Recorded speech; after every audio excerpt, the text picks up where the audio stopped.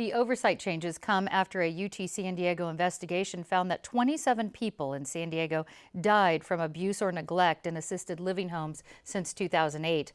Joining me with further details are County Board of Supervisor Chairwoman Diane Jacob and Aaron Bizak, founder of the elder advocacy group Hazel's Army. Welcome back.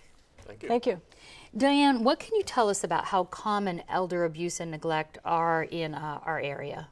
Well, I can tell you there was a recent nationwide study that just came out that says that 1 out of 3 that are in assisted living facilities, now this is nationwide, are suffering from some kind of medication errors or some kind of mistreatment in those facilities. That's an alarming number.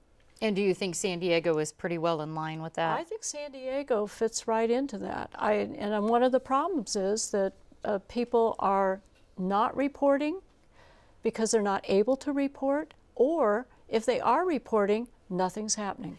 And Aaron, this brings me to you. You founded Hazel's Army because of a very personal experience with your grandmother. Tell us what happened. Yeah, on February 13th of last year, my grandmother Hazel Menching passed away as a result of negligence and neglect at an assisted living facility up in Oceanside. Her leg was very severely broken due to a staff member's negligence. Then they neglected to call 911 for 4.5 hours until I arrived and forced them to do so. She died a few days later. And you said this wasn't really the first time that this had happened at this facility. What do you think leads to these types of problems at elder care facilities?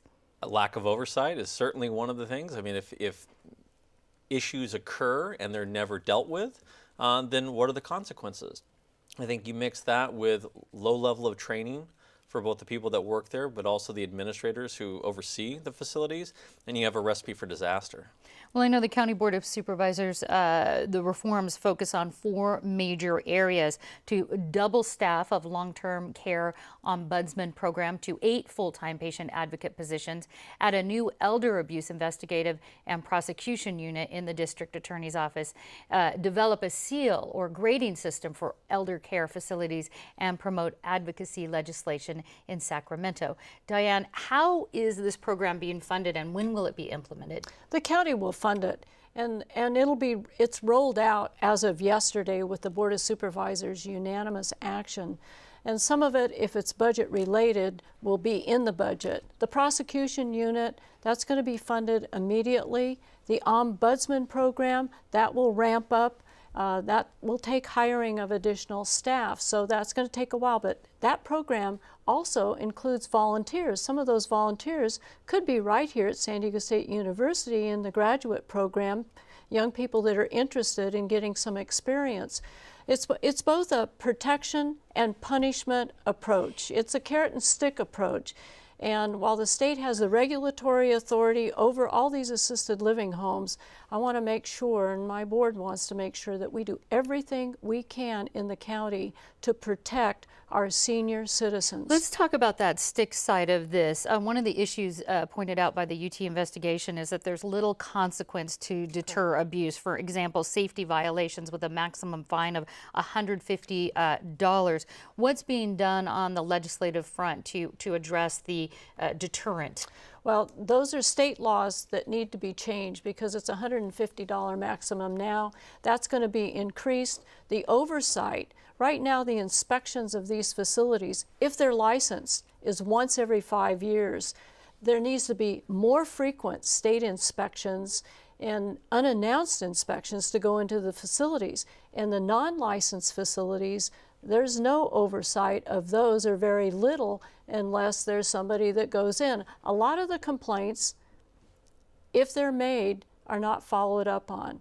And that's why we have an ability here at the local level. How come they're not followed up on? Is there not enough legal backing or backbone to do anything about it? No, it's not that. There's a disconnect. There's a disconnect in the system.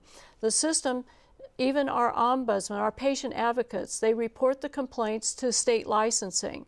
State licensing sits on them. Then there's a disconnect, even if state licensing does something about it, with the district attorney's office. So there needs to be better coordination, better communication. Our district attorney's office is ready to step up and prosecute, but they need the information. They have to have evidence. They have to have facts in the case.